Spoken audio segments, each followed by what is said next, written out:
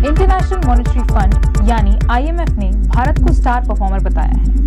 IMF ने कहा कि इस साल ग्लोबल ग्रोथ में भारत 16% से अधिक योगदान दे सकता है। डिजिटलीकरण और बेसिक इंफ्रास्ट्रक्चर जैसे प्रमुख क्षेत्रों में अधिक सुधारों के कारण भारत की विकास दर मुताबिक बनी हुई है। IMF के असिस्टेंट डायरेक्टर नाडा चौधरी ने न्यूज एजेंसी PTI से कहा, हम पिछले कुछ समय से देख रहे हैं कि भारत बहुत मजबूत दर से बढ़ रहा है। जब हम समकक्ष देशों को देखते हैं और वास्तविक विकास की बात आती है तो यह स्टार परफॉर्मेंस करने वालों में से एक के रूप में दिखाई देता है। यह सबसे तेजी से बढ़ते हुए बाजारों में से एक है। ग्लोबल ग्रोथ स्लोडाउन का सामना कर रहा है भारत। IMF ने सोमवार को भारत के साथ अपना सालाना आर्टिकल 4 परामर्श जारी करते हुए कहा, भारत इस साल दुनिया की सबसे तेजी से बढ़ती प्रमुख अर्थव्यवस्थाओं में से एक बनने की राह पर है। हालांकि नाडा चौधरी ने कहा कि भारत को ग्लोबल ग्रोथ स्लोडाउन सहित ग्लोबल एडवर्सिटीज का सामना करना पड़ रहा है। मजबूती से उभरती भारत की अर्थव्यवस्था। IMF ने अपनी रिपोर्ट में कहा कि कोरोना महामारी से भारत की अर्थव्यवस्था मजबूती से उभरी है। वित्त वर्ष 2022 से 23 के दौरान हेडलाइन इन्फ्लेशन कम हो गई है और बजट घाटा कम हो गया है। हालांकि पब्लिक डेट हाई पर बना हुआ है। कई राज्यों में नौकरशाही हावी। एक सवाल का जवाब देते हुए चौधरी ने कहा कि निवेश और विकास के लिए राजनीतिक स्थिरता महत्वपूर्ण है। कारोबारी माहौल को बढ़ावा देने के लिए सरकार ने कई कदम उठाए हैं, लेकिन कई राज्यों में अभी भी बहुत नौकरशाही और बहुत अधिक लाल फीताशाही है। वहीं IMF ने कहा कि यदि व्यापक सुधार किए जाते हैं तो भारत में एक्स्ट्रा लेबर और ह्यूमन कैपिटल की मदद से हाई ग्रोथ एक्सपीरियंस करने की कैपेसिटी है। वित्त वर्ष 2024 में भारत की GDP में 6.3% की ग्रोथ का अनुमान। 2 महीने पहले 10 अक्टूबर को IMF ने फाइनेंशियल ईयर 2024 के लिए भारत की GDP ग्रोथ रेट का अनुमान 6.1% से बढ़ाकर 6.3% कर दिया था। अक्टूबर 2023 की वर्ल्ड इकोनॉमिक आउटलुक रिपोर्ट में IMF ने इस बात की जानकारी दी थी। इससे पहले जून में भी भारत की GDP ग्रोथ रेट का अनुमान 0.2% बढ़ाकर 6.1% किया था। फाइनेंशियल ईयर 2025 के लिए IMF ने भारत की GDP ग्रोथ रेट का अनुमान 6.3% पर बढ़ाकर रखा था। फाइनेंशियल ईयर 2025 के लिए IMF ने भारत की GDP ग्रोथ रेट का अनुमान 6.3% पर बरकरार रखा था। IMF ने रिपोर्ट में कहा था कि भारत की ग्रोथ मजबूत बनी रहेगी। ग्रोथ में ये तेजी अप्रैल-जून के दौरान अनुमान से ज्यादा खपत को दर्शाता है। वहीं IMF ने ग्लोबल ग्रोथ रेट के अनुमानों को कटौती दी थी। ब्रिटिश सरकार की ओर से सरकार के संवितरण को पूरा करने के लिए युद्ध वित्त की एक नई विशेषता ट्रेजरी बिल की शुरुआत थी, जिसे पहली बार 1917 में पेश किया गया था। युद्ध के बाद की अवधि में घाटे के वित्त पोषण के लिए उनका फिर से उपयोग किया गया, जब पुराने बिलों का भुगतान नए बिल जारी करके किया गया। भारतीय मुद्रा बाजार के छोटेपन के बारे में मिथक को भी तोड़ दिया। यह साबित करने के लिए युद्ध के बाद की अवधि युद्ध ने भारतीय मुद्रा बाजार के छोटेपन के बारे में मिथक को भी तोड़ दिया। यह साबित करने के लिए युद्ध के बाद की अवधि पर छोड़ दिया गया कि यह बहुत कम आंका गया था। सरकार रुपये की अभूतपूर्व राशि को जुटाने में सक्षम थी। 1917 में 53 करोड़ रुपए और 1918 में 97 करोड़ रुपए। इतना ही नहीं, अच्छे विज्ञापन और सरकारी कोषागारों और उप कोषागारों के रूप में बढ़ी हुई सुविधाओं के प्रावधान के कारण निवेशकों की संख्या में वृद्धि एक अधिक स्वागत योग्य घटना थी। युद्ध की तीव्र जरूरतों के कारण उत्पादक सार्वजनिक कार्यों पर पूंजीगत व्यय को काफी झटका लगा। हालांकि जब युद्ध समाप्त हो गया तो सरकार ने सार्वजनिक कार्यक्रम पर भारी पूंजी व्यय कर अपनी नीति को नवीनीकृत किया। 1922 से 5 वर्षों में रेलवे पर 150 करोड़ रुपए का व्यय हुआ। परिणाम स्वरूप उत्पादक ऋण में वृद्धि हुई। रेलवे के निर्माण, पुरानी लाइनों की खरीद और कुछ कंपनियों की देनदारियों के अनुमान के कारण एक दशक में भीतर 300 करोड़ रुपए। द्वितीय विश्व युद्ध के दौरान सार्वजनिक उधार का उद्देश्य युद्ध का वित्त पोषण करना, मुद्रास्फीति को नियंत्रित करना और युद्ध समाप्त होने के बाद वसूली का वित्त पोषण करना था।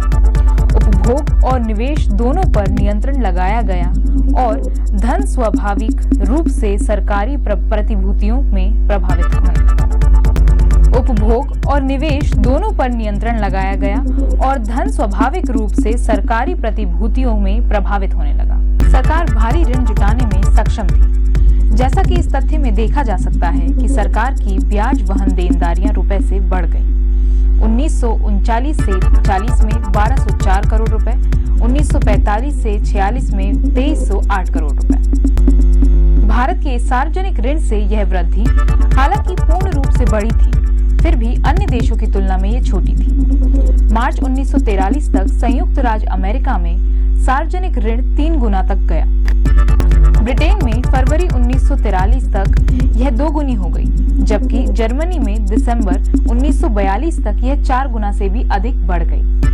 आश्चर्य की बात यह नहीं है कि भारत के सार्वजनिक ऋण में इतनी कम वृद्धि हुई थी, बल्कि यह है कि भारत इतना भी बढ़ाने में सक्षम था। शुरुआत में कड़े राजनीतिक विरोध का सामना करने वाली एक गैर प्रतिनिधि विदेशी सरकार द्वारा ऋण जारी किए गए थे। दूसरे, ऋण अलोकप्रिय और अनुत्पादक युद्ध उद्देश्यों के लिए थे।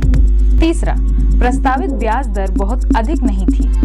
अंततः कोई विशेष अपील नहीं की गई या संभव नहीं थी। इन सभी बाधाओं के बावजूद सरकारी फ्लोटेशन के प्रति बाजार की प्रतिक्रिया बहुत अच्छी थी।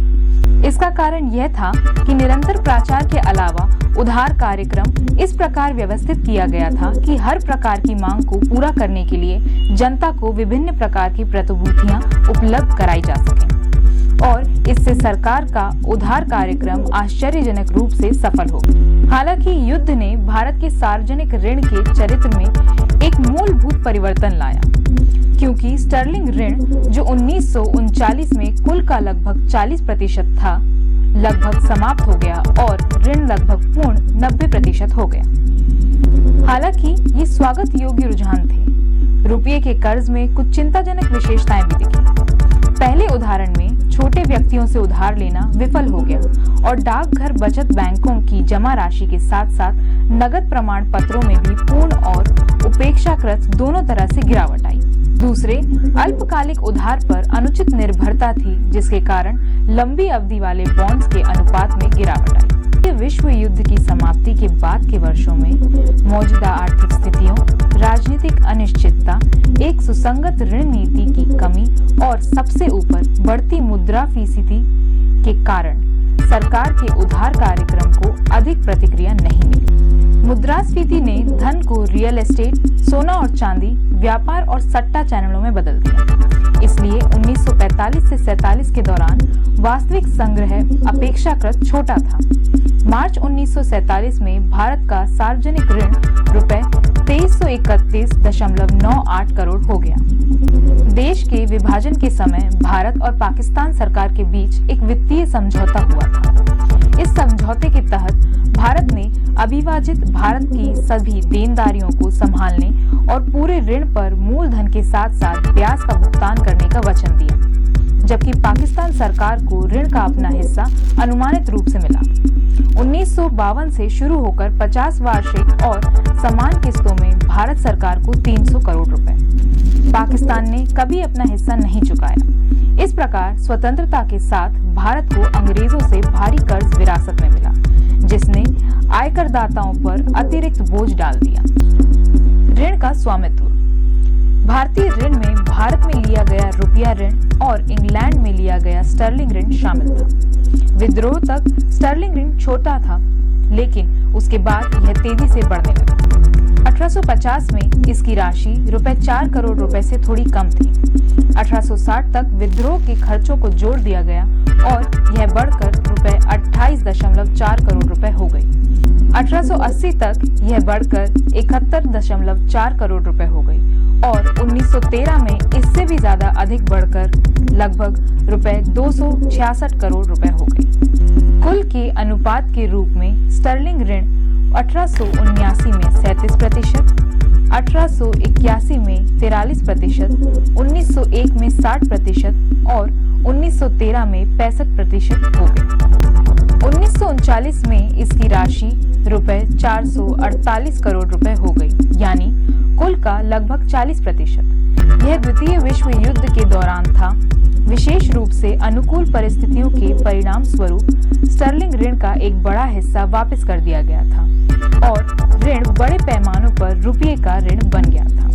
यह ध्यान देने के योग्य है कि संपूर्ण स्टर्लिंग ऋण यूरोपीय लोगों द्वारा विदेशों में रखा गया था और इस ऋण पर ब्याज शुल्क देश के बाहर चला गया था और गृह शुल्क में एक महत्वपूर्ण वस्तु बन गया।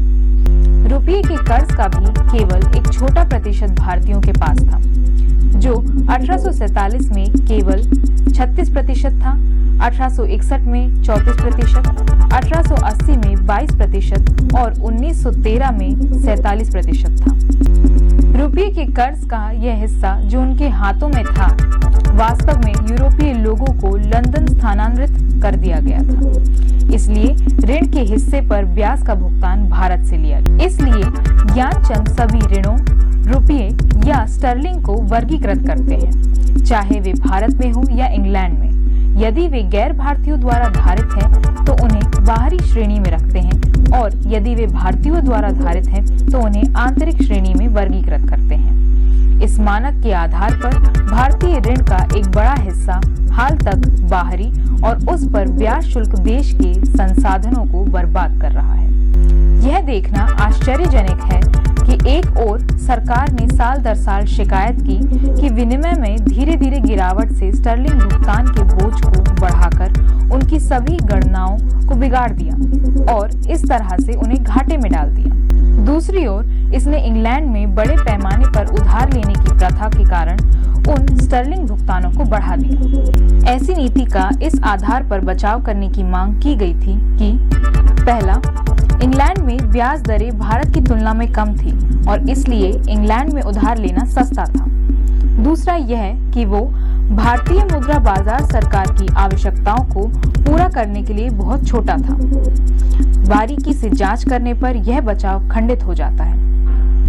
हालांकि यह सच है कि इंग्लैंड में ब्याज दरें कम थीं, लेकिन वे इतनी कम नहीं थीं कि विदेशी मुद्रा में ब्याज शुल्क का भुगतान करने के बड़े नुकसान की भरपाई की जा सके, जिसमें विनिमय में भारी नुकसान होता था और वित्तीय गणना में बड़ी अनिश्चितता पैदा हो जाती थी। भले ही अधिक महत्वपूर्ण राजनीतिक विचार को एक तरफ रख दिया जाए, इंग्लैंड में कम दर के लाभ की तुलना में नुकसान अधिक थे।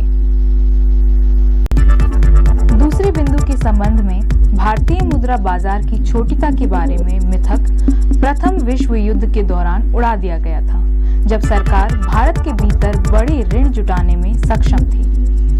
सच तो यह है कि औद्योगिक क्रांति के परिणाम स्वरूप इंग्लैंड में जमा हुई धनराशि उपयोग की प्रतीक्षा कर रही थी और भारत सरकार अपने कर्तव्य के प्रति ईमानदार थी, उसे अपकृत करने में विफल नहीं हुई।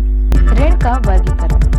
यह ध्यान दिया जा सकता है कि ईस्ट इंडिया कंपनी से विरासत में मिला ऋण पूरी तरह से अनुत्पादक था, जो इसके द्वारा छेड़े गए कई युद्धों के वित्त पोषण के लिए खर्च किया गया था। 1867 से जब रेलवे और सिंचाई जैसे सार्वजनिक कार्य शुरू किए गए थे, सामान्य या अनुत्पादक ऋण से अलग उत्पादक की मात्रा में लगातार वृद्धि हुई थी। 1875 से शुरू किया गया एक वर्गीकरण, लेकिन यह वृद्धि वास्तविक से अधिक सतही थी।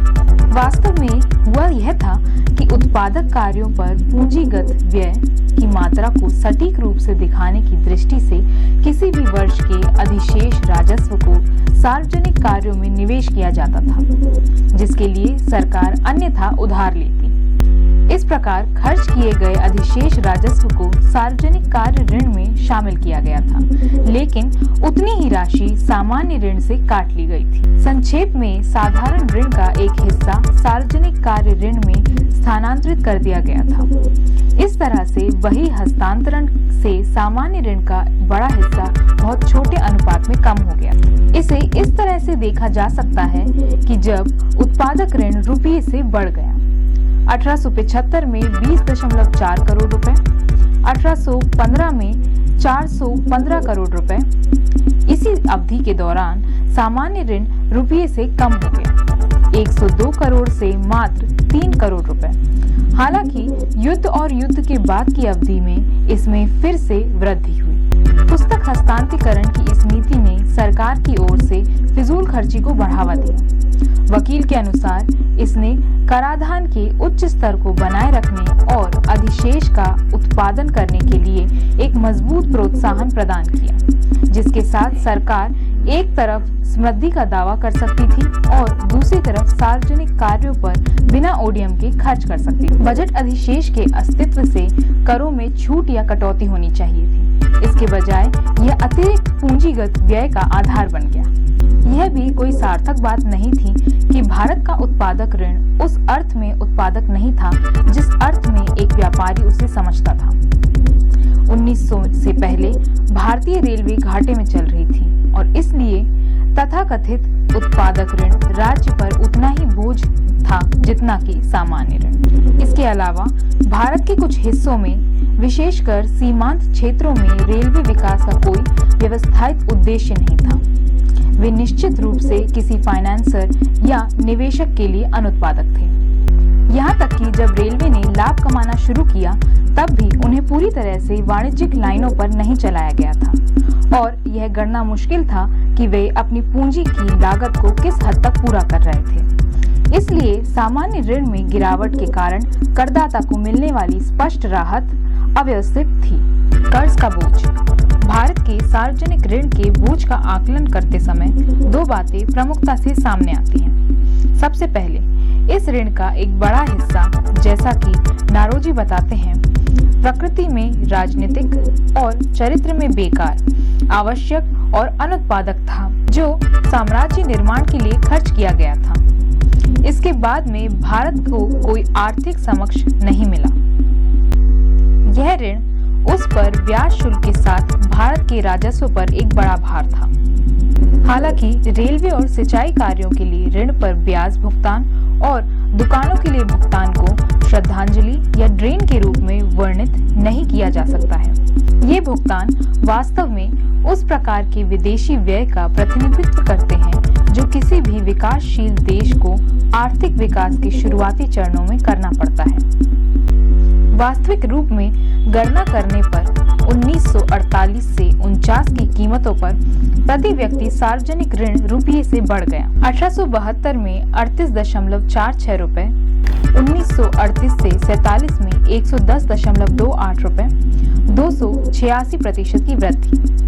प्रोफेसर पी दत्त इस तथ्य को ध्यान में रखते हुए ज्यादा बोझ नहीं मानते, क्योंकि इस ऋण का एक बड़ा हिस्सा ब्याज वाली संपत्तियों द्वारा समर्थित था। हालांकि अगर यह याद किया जाए कि ऋण सेवा 1872 से 80 में कर राजस्व का 17.5% मौजूदा कीमतों पर और 1838 से 47 में 25.8% थी, और वह भी तब जब ऋण का बड़ा हिस्सा अनुत्पादक था और विदेशियों के पास था। इस कर्ज का भारी और बढ़ता हुआ बोझ स्पष्ट हो जाता है। दूसरे, भारतीय ऋण का एक बड़ा हिस्सा रुपया और स्टर्लिंग उत्पादक और साधारण विदेशियों के पास था। ऋण के इस हिस्से पर लंदन में देय ब्याज शुल्क वित्तीय अस्थिरता लाने के अलावा भारत के संस्थानों पर बोझ था, और ये कोई छोटा बोझ नहीं था। के.एन. रेड्डी के अनुसार 1937 तक भारत की राष्ट्रीय आय का 1% अकेले ऋण सेवाओं के माध्यम से देश के बाहर चला जाता था। ऋण प्रबंधन। प्रथम विश्व युद्ध से पहले भारत सरकार के पास सार्वजनिक ऋण से मुक्ति की कोई निश्चित योजना नहीं थी। 1875 में इंग्लैंड में स्थापित कोई सिंकिंग फंड नहीं था। हालांकि 1758 में लॉर्ड वेलेस्ली द्वारा प्रयोगात्मक आधार पर इस तरह के फंड की कोशिश की गई थी। हालांकि रेलवे और सिंचाई पर पूंजीगत व्यय के लिए राजस्व अधिशेष का उपयोग करके या रेलवे वार्षिकी का भुगतान करके ऋण को कम करने का प्रयास किया गया था। कर्ज कम करने की योजनाएं अधिक से अधिक अव्यवस्थित थी और किसी व्यवस्थित नीति पर आधारित नहीं थी। 1917 के ऋण युद्ध के संबंध में भारत में पहली बार एक सिंकिंग फंड बनाया गया था।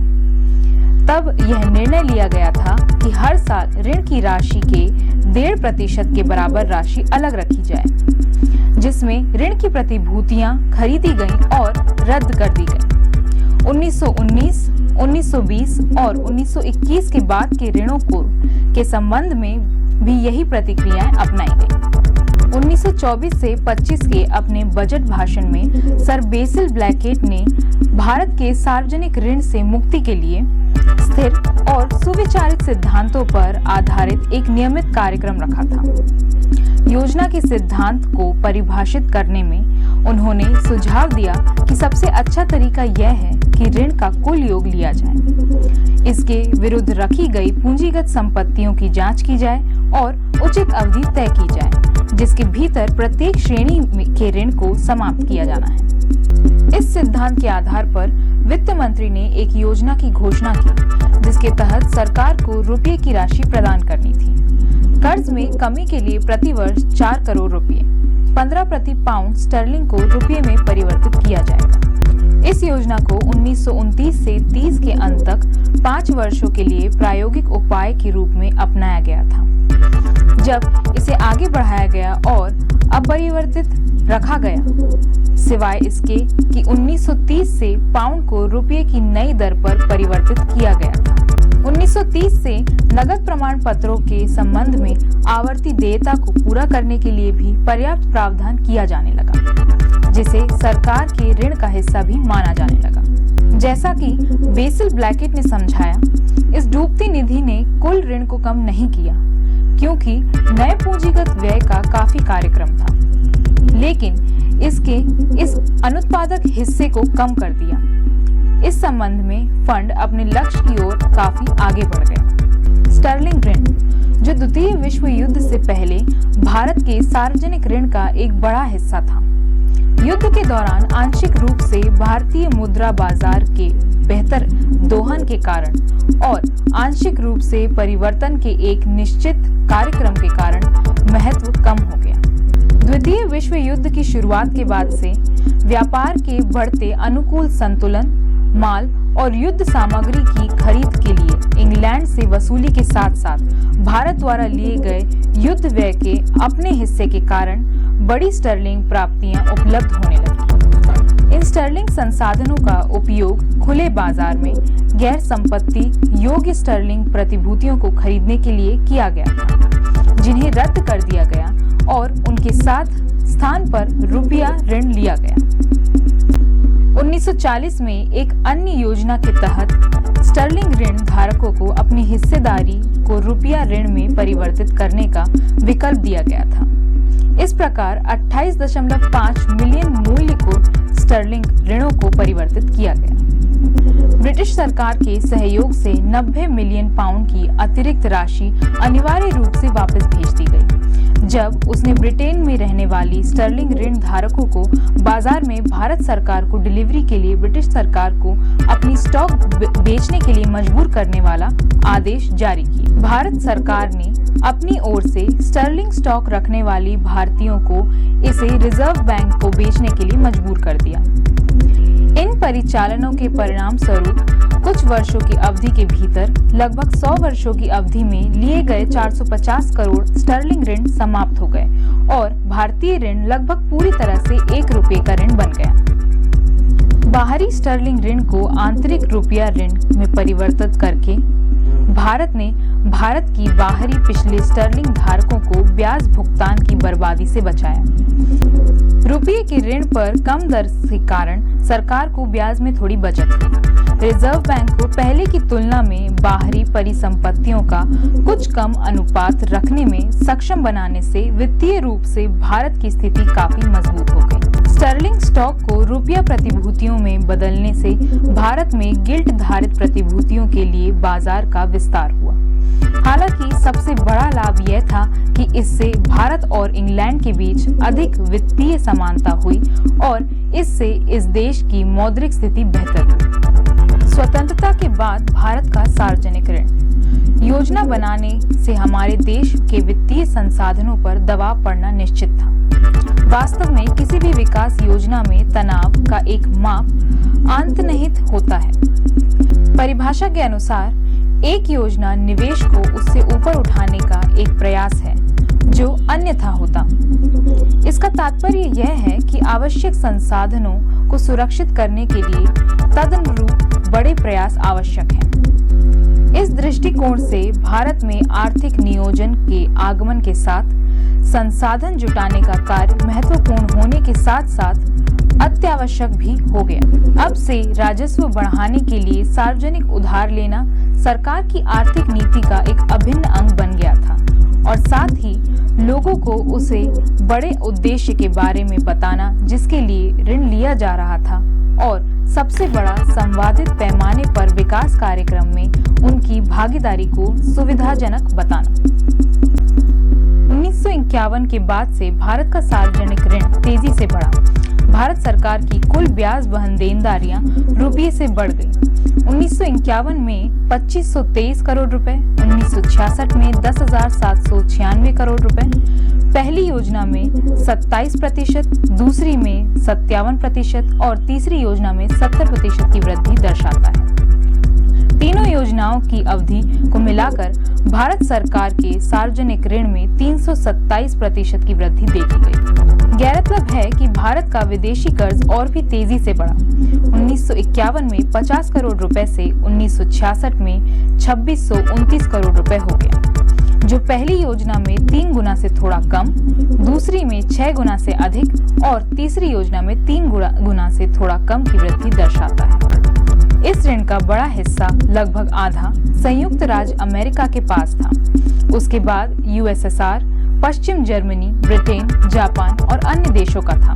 भारत के सार्वजनिक ऋण में यह अभूतपूर्व वृद्धि संसद के अंदर और बाहर दोनों जगह बहुत प्रतिकूल टिप्पणी का विषय थी। कुछ इलाकों में यह धारणा थी कि सरकार अत्यधिक उधार ले रही है, कि कर्ज का बोझ दिन ब दिन बढ़ता जा रहा है और जैसा कि C.H. भाभा ने चेतावनी दी थी, संतुष्टि की कोई भी गलत भावना हमें तेजी से बहुत खतरनाक रास्ते की ओर ले जा सकती है।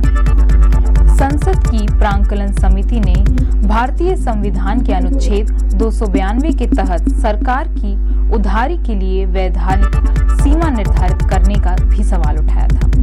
हालांकि बढ़ते कर्ज के बारे में इतना अधिक चिंता का कोई खास मतलब नहीं। चार्ल्स व्हिटलेसी बताते हैं, 1690 से लेकर 1815 में नेपोलियन युद्धों के अंत तक 125 वर्षों की अवधि के दौरान इंग्लैंड के राष्ट्रीय ऋण में लगातार वृद्धि हुई थी और उस समय इसकी पर्याप्तता राष्ट्रीय आय के स्तर से दोगुनी थी। और फिर भी इन वर्षों के दौरान ग्रेट ब्रिटेन में औद्योगिक क्रांति को सफलतापूर्वक बढ़ावा दिया गया।